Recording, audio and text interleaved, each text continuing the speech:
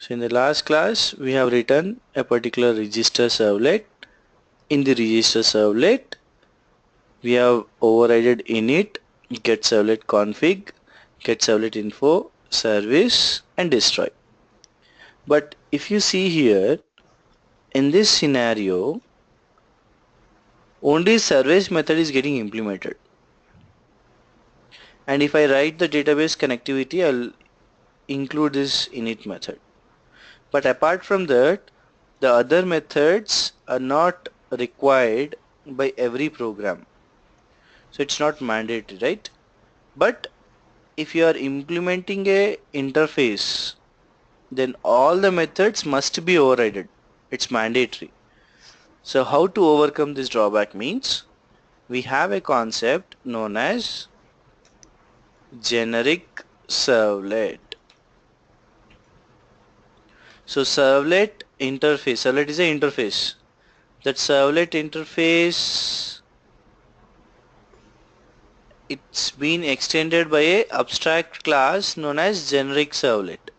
So GenericServlet is a abstract class. So what is a abstract class definition? Zero or more concrete methods or zero or more abstract methods.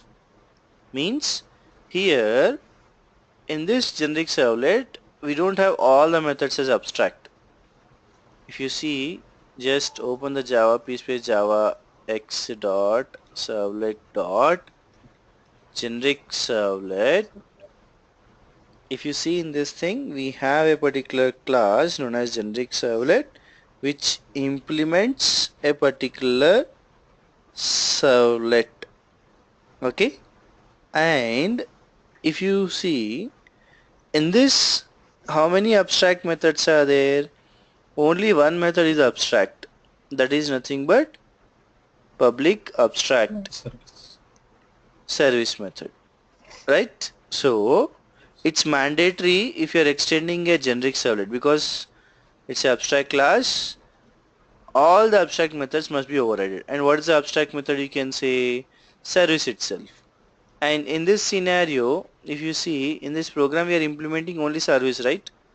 So for this it's better to extend a generic servlet instead of implementing a servlet interface, right? So that is the advantage we'll get when you use a generic servlet. So here in this program I'll change the particular extends to like register servlet extends generic servlet, and here no need of overriding this and no need of overriding the get servlet info or the destroy. But I would like to have the init method because I want to write the database connectivity, right? So how to write the database connectivity? Here this is a third party, like we have a database, we have a server, we have a Java. So here this is Java, this is database you can say, and this is server. So Java has particular nothing but API. By using this API we can compile and run them, right? In the same way JDBC also has some API, right? That API must be present inside the lib folder, and the same way server is there, right? So in order to write the Java code inside the server we have to include this JDBC program also. While including you have to make sure that you write every method or whatever the method you are using from the database inside a try catch block itself.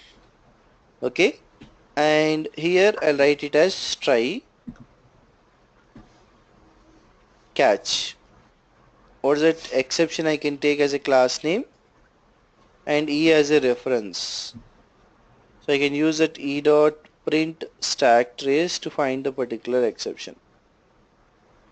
Now in this scenario if I write a particular connection or class dot funname. It's fine here. Class dot funname can be written. And what is that class? You can say Oracle dot JDBC dot driver dot Oracle driver. And after this we can say connection con. But if you write connection con equals to here, then this con will be local. It is limited to this particular block itself. Try only. In order to avoid these scenarios, here I'm trying to write this connection con outside the init method. So this can be used anywhere in the class now. So make sure whatever the declarations you are doing must be done outside the methods. So the most important note point here,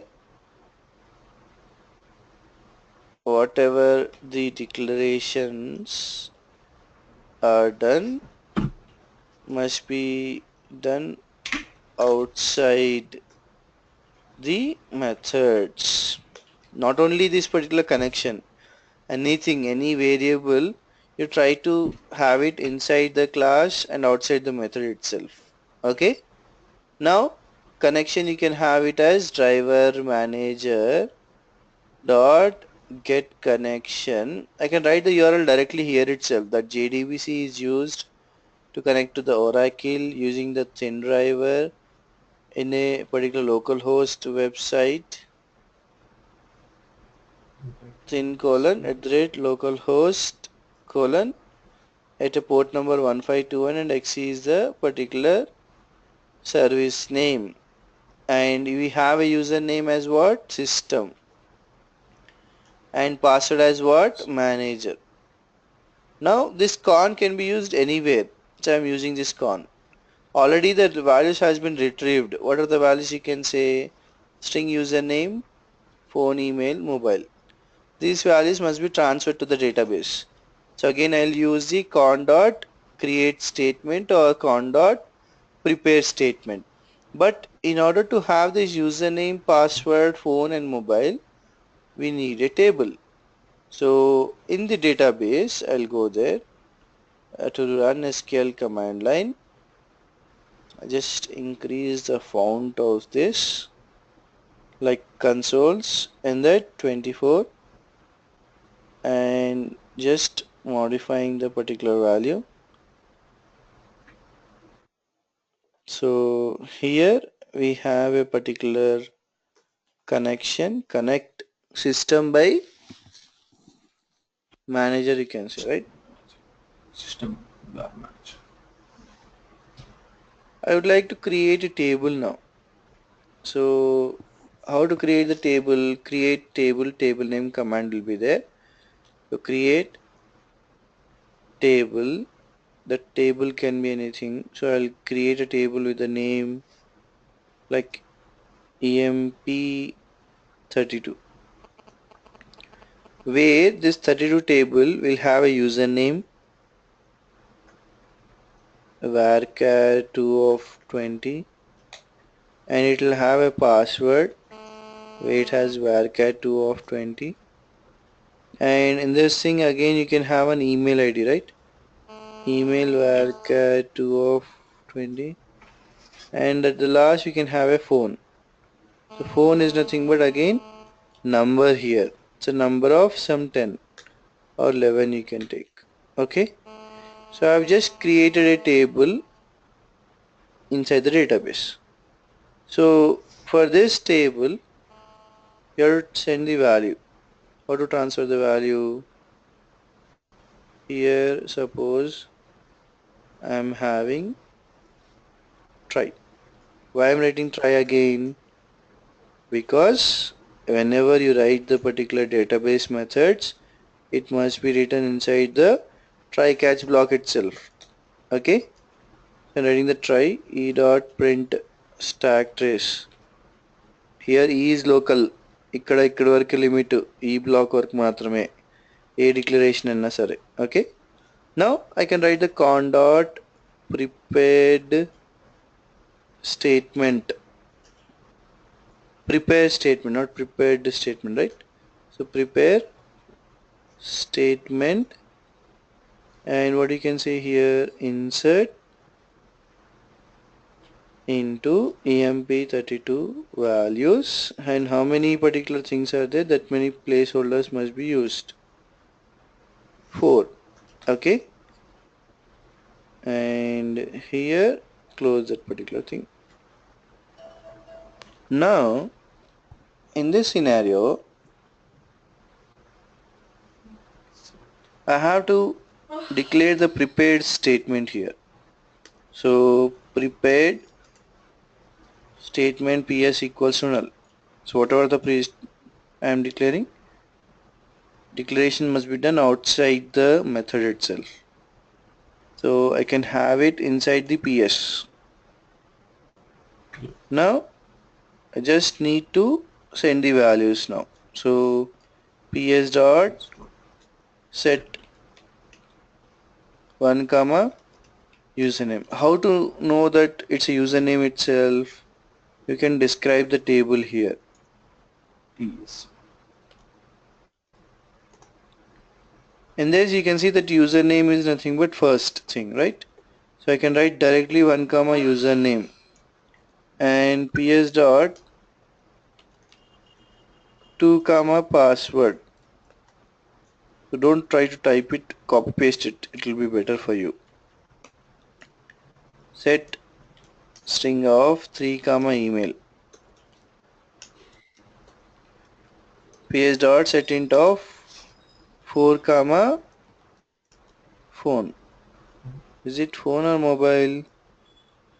Mobile. Why? Because it's converted into long, right? So set long of 4 comma mobile here. But these values will not get transferred until unless you call a method here. What's that method? ps dot execute Execute. update. Now for this again we need a variable, right? So I'll declare the variable here inside that rs, like res you can say. Okay, if you're not declaring also any value, it will take the default values, right? Yep. So res equals to ps dot execute update. If this particular res not equals to 0, just say here I'm writing it, the username password is registered successfully. Else what you can write, pw dot println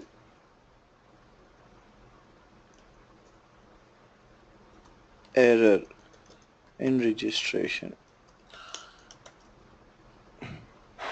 That's it.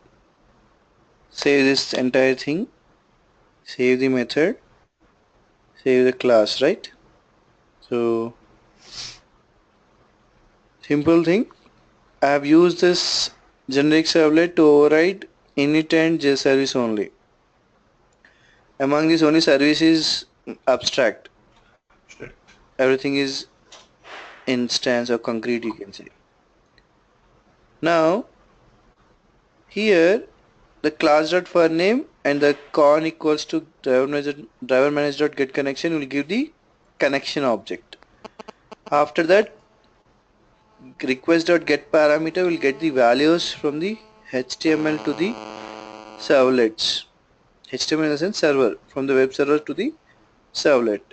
And by using the connection object I can create the prepared statement object and send this value to the database, right? And save this thing,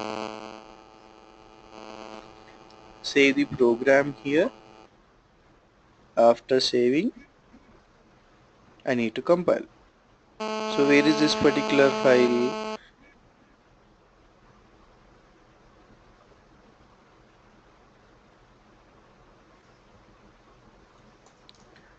Java C space, or you have to say for cd space e colon Java C space register servlet dot java. So I'm getting error saying that cannot find symbol. Why I'm unable to find the symbols? Because these are not Import. Java related. Just now I said that whenever you are using the like JDBC code, we should have the API, right? Yep. So here the API code will be there. Nothing but we have to import the particular package. Like import java.sql.star. Why this package is required? So that compiler can understand what is connection. And while executing, you have to make sure that OJDBC14.jar file, which is present inside the C drive, 14. Oracle XE, app, Oracle product 10.2.0 server, and JDBC lib. Here OJDBC14, copy this entire file and paste it in the webinf lib folder. It's mandatory, you have to check everything. Okay, and again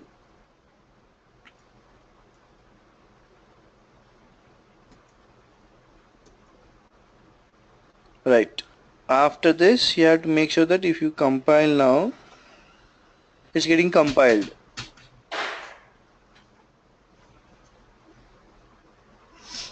Why I'm restarting the server? In the sense I have made the changes in the dot java file. So whenever you just make any changes in the dot java file, recompile and restart the server. So in Tomcat you have bin, in bin Tomcat 7 will be there.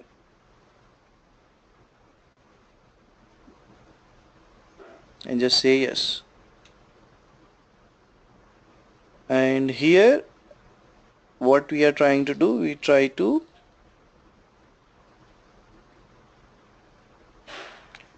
open a browser. In that we can write the localhost colon 8088 slash registration application and register.html must be given.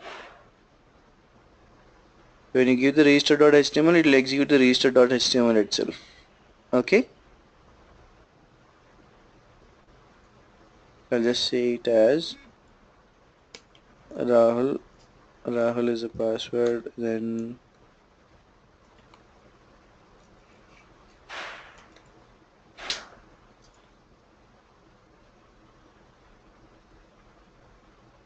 once you click register, Rahul registered successfully. How to check whether the details are entered or not? Go for that, select star from EMP32, right?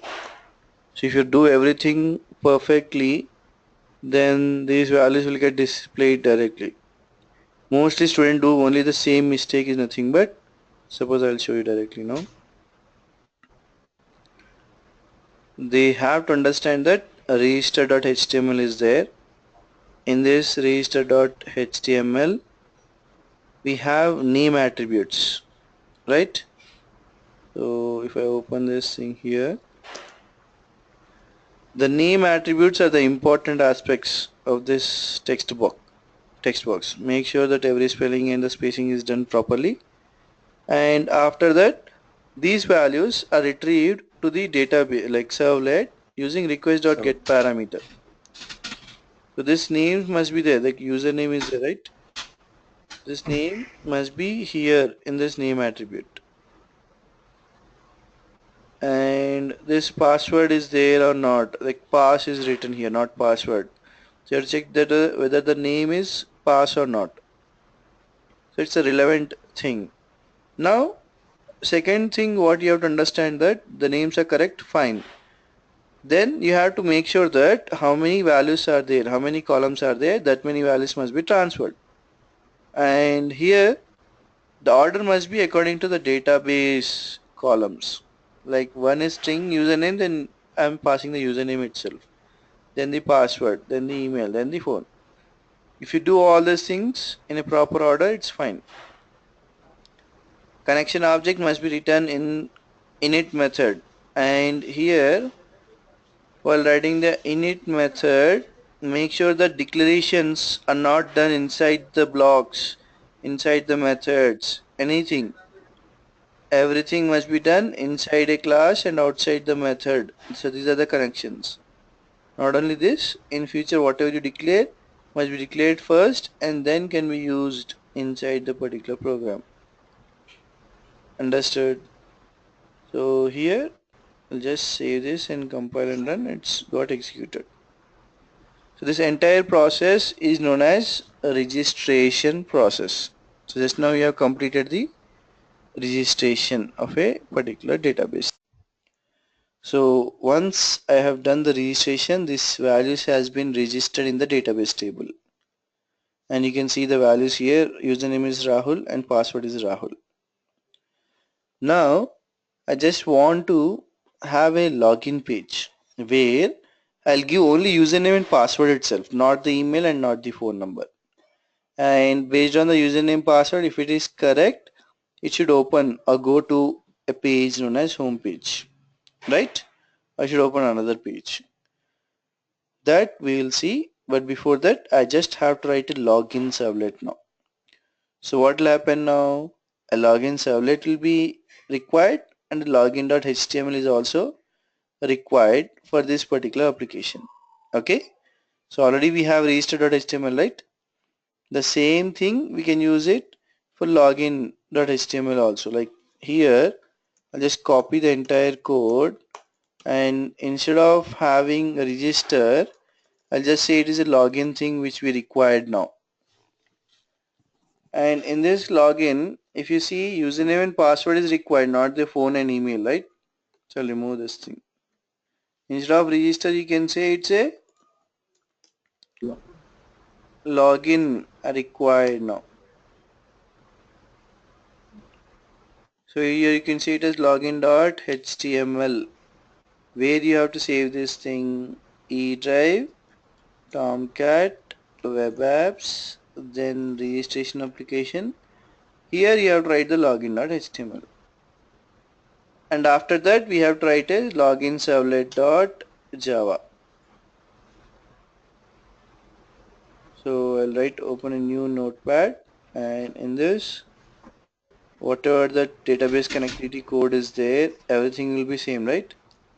I'll just copy paste whatever the common things we have. Like suppose first thing will be the package declaration. So I'll copy everything inside here to this particular thing. I'm writing a public class. What is that public class? You can say login servlet extends generic servlet.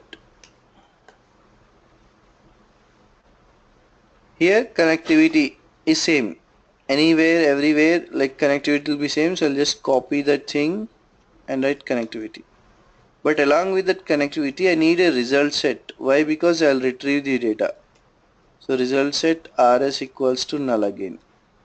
So I've added a particular result set here, declaration here inside the class login servlet. Okay. Next, after this, we need a service method where username and password has been retrieved. So I'll just copy till this particular username and password. I'm not writing anything, just copy pasting it, right? Because once you have written the code, if you want, you can use it or copy paste the same thing again. So you have to check that username and password is same or not. As you have taken it from the register.html itself, it's fine. Here the username is there, its password is also there. Now, in this scenario, I have to communicate with the database, right? So what will happen here? When you write the try, instead of catch, here you can see, in this try block, you'll write a select query, select star from emp32, where username equals to placeholder and password equals to placeholder. Okay, so here catch block will be stopped, like catch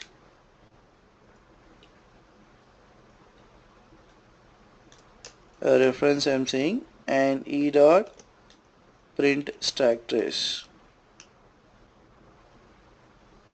Now here what you have to do now,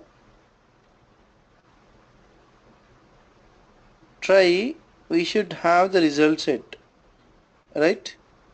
So result set rs equals to ps dot execute query, but here the values are not transferred yet. First question mark is there, second question mark is there, right? So just set Yes, sir. string of 1 Username. comma username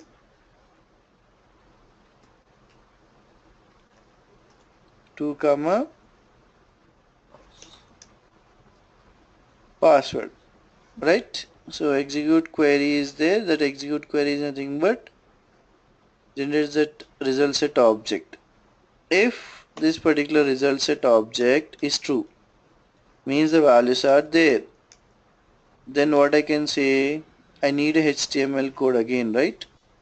I won't type it again, already I have written that, right? So copy this thing, paste it here. In the same way, we need a particular ending tag also. Copy this here, paste it here. Now what we have to do, write on the message like pw dot println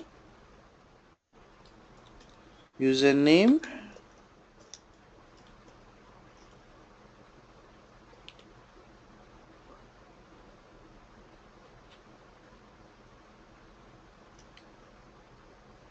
if it is true, then else what you can say,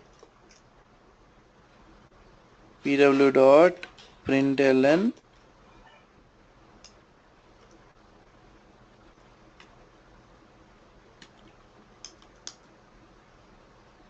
wrong details given, you can say. This is entirely only for the login here. Like suppose I want to save the file, so I will copy this login servlet.java,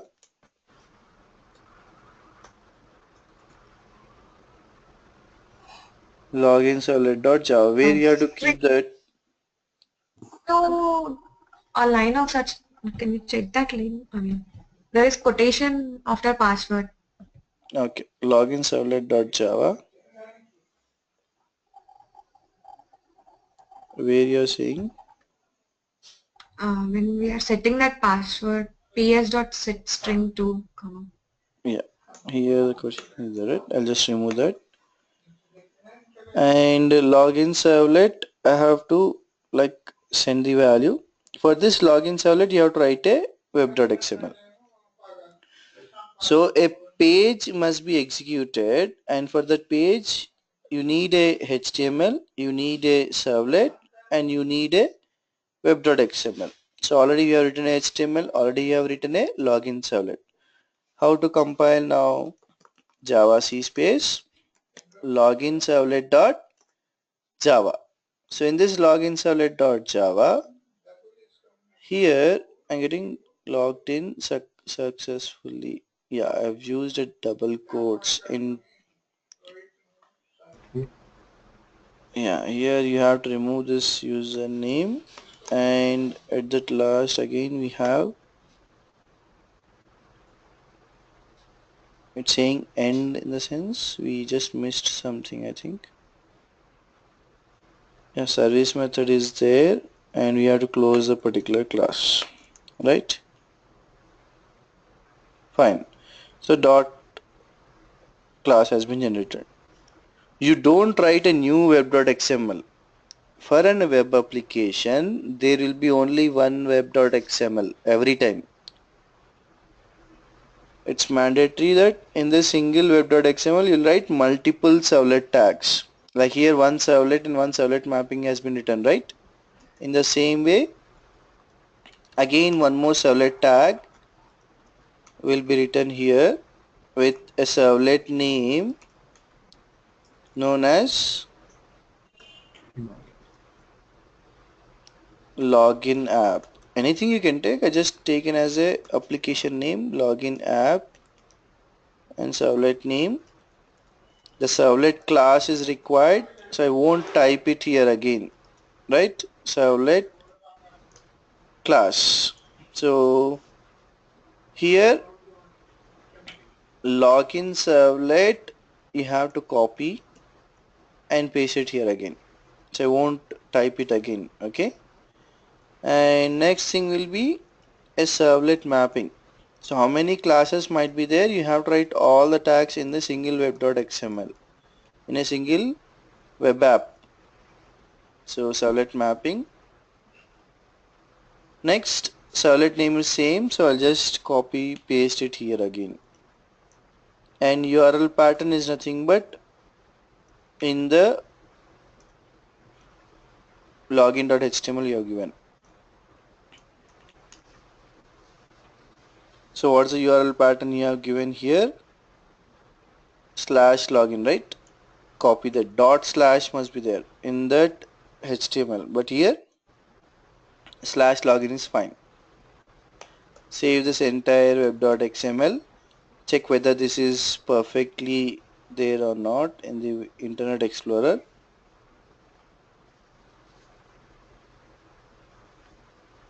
Then you got that particular code properly, means it has been executed properly.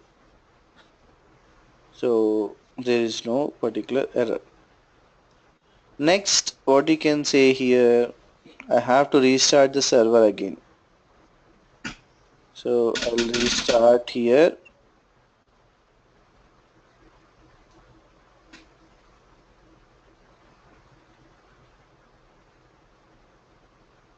And tomorrow's class is very important.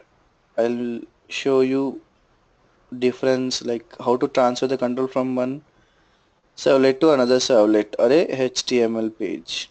Okay, so here if I want to log in now, I have to open like localhost colon 8088 slash registration application. Instead of register.html, I just have to open a login.html. I'll say Rahul as a username, Rahul as a password. When you just click login, if everything is fine, you'll get like Rahul logged in successfully.